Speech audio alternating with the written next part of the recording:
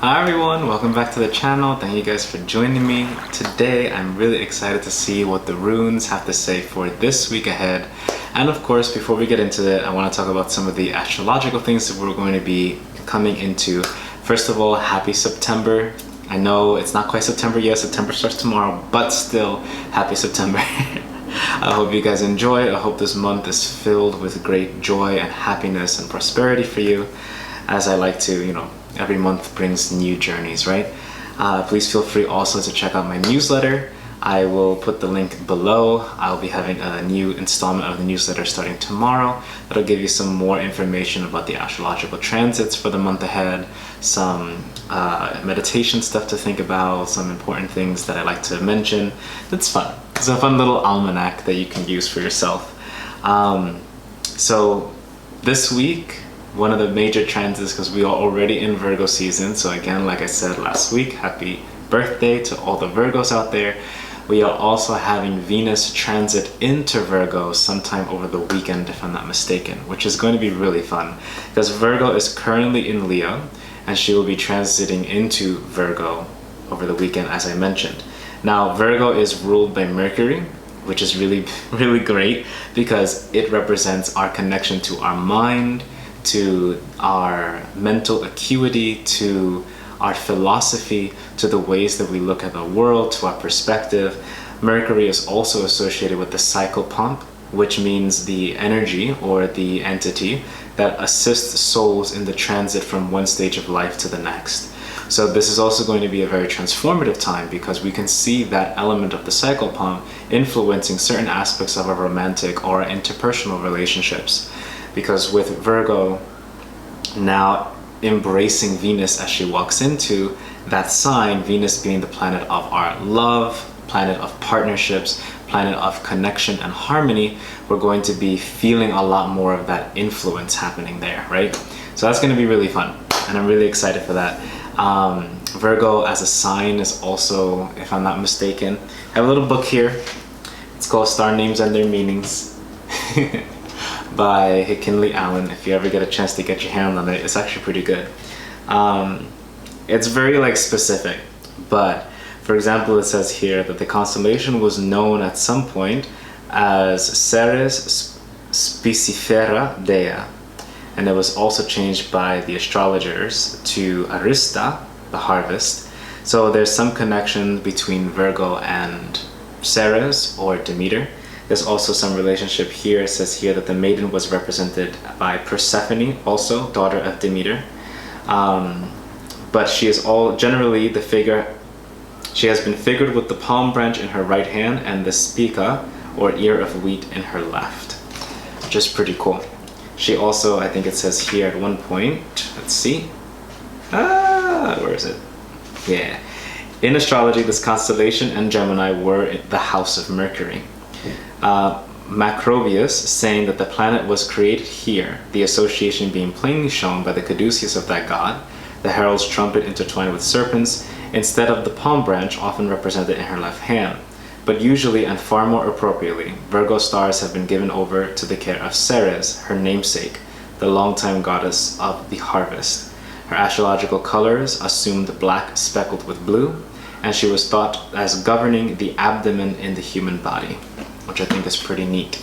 So you could also expect to see our relationship to our daily routines shifting as well. How we take care of our body, how we take care of our stomach area. So wouldn't be surprised if there's some changes in our diet. We may be feeling more inclined to drink green juices, or to make healthier things for us, to feel a little bit more associated with that. So Virgo, yay Virgo season. We're also gonna see some pretty cool stuff. So let's see what the runes have to say. I'm pretty excited because, like I said, with Venus going into Virgo, we're going to be having a lot of influential experiences, I think, in the coming week ahead. Okay, keep that one to the side.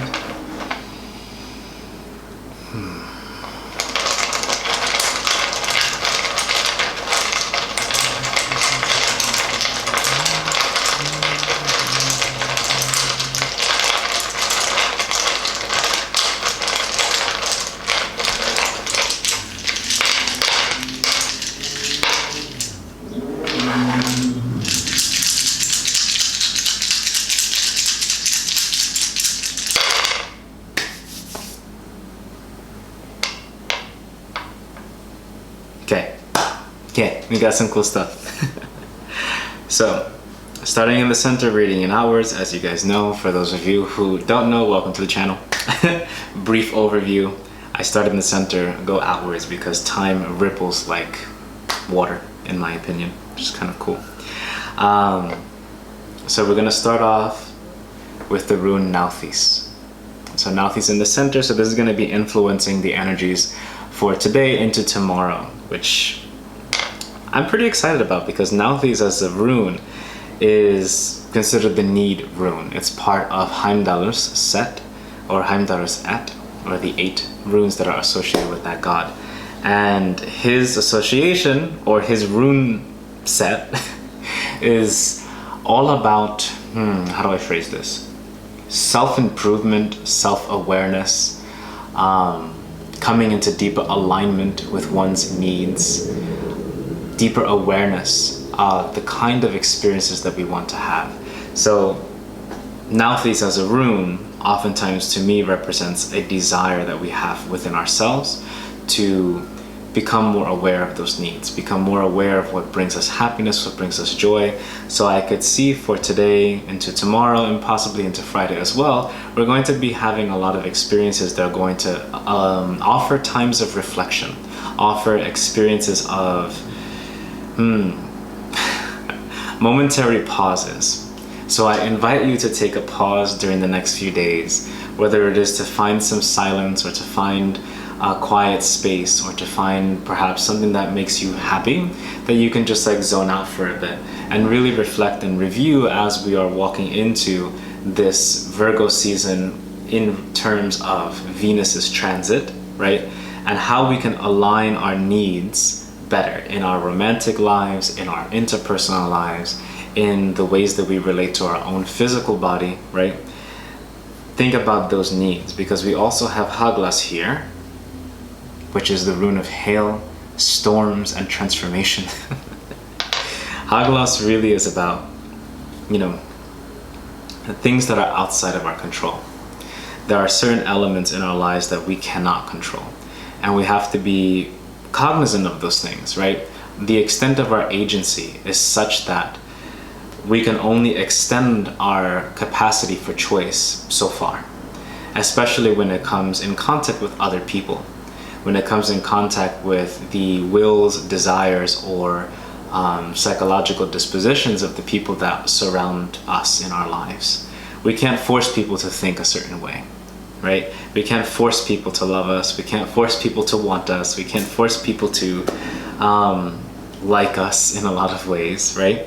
And it does suck sometimes. It's not always a pleasant thing to feel, but it is something that we have to be aware of. And so I can see like for the rest of the couple days, there's some things, some elements in our lives that we are not going to have control over. So for example, let's say an email is lost at work. That's outside of your control. Or let's say, you're trying to make something and like at the kitchen, like something falls and it breaks, right? That's outside of your control. It's not like you didn't notice that the thing was there. You bumped into it, it's okay, right? There are certain elements in the next coming days which are going to be outside of our control. And we're going to be invited to utilize those circumstances and situations as doorways to invite understanding and better awareness of the kind of needs that we have. So for example, I'm getting a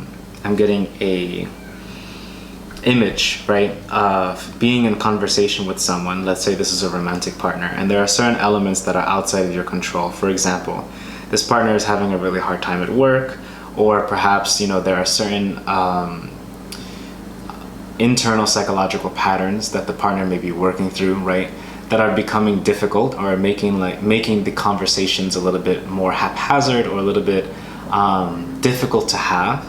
But giving yourself that opportunity to pause, recognize that there are certain things that are outside of your control. You can't control your partner's work environment.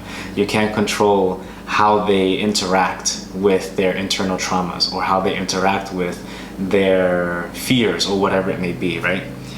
And taking that pause will allow you to figure out what it is that you actually need from that situation. For example, maybe you might need time for yourself, and you say, hey, look, like, I appreciate that you're working through this, or I'm sorry that work is going really difficultly for you at this time. I would like to talk about things in a way that is more beneficial for both of us, or perhaps we should both take time for ourselves, you know, something like that. Think about it in that way. So we also have tiruas here, but it's pointing to the left. The left for you guys, the right for me, but then when I put it here, it is to the left, so to the left. So for those of you who like Beyonce's song, it's like to the left, everything you own in the box to the left, right? That just like popped into my head, so that may be a message for some of you.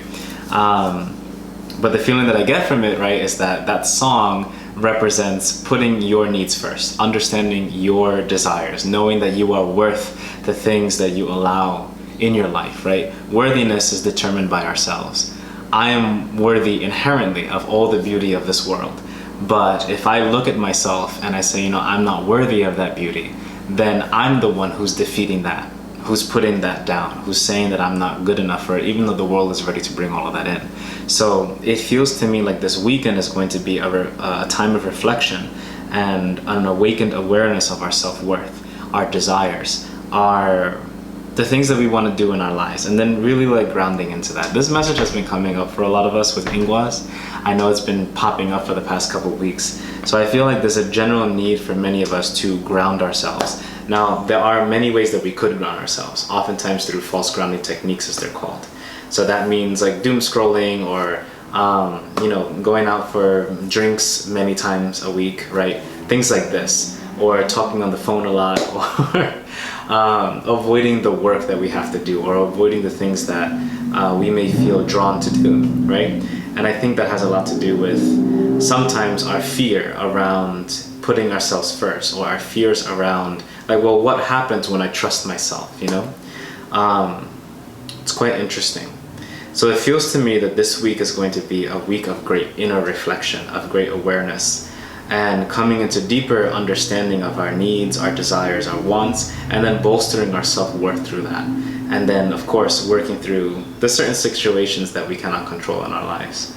Being more gentle with ourselves and saying, you know what? Let's say I want to move to a new apartment. I can't move quite yet. That's okay, right? We'll work towards that goal. Things like this. So I hope that resonates for you guys. I hope that makes sense. I hope it makes sense, right? So thank you guys for joining. I really appreciate it. Please like and subscribe below. You know how the drill works. It really does help. And I'll see you guys next week here on the channel. All right? Bye, everyone.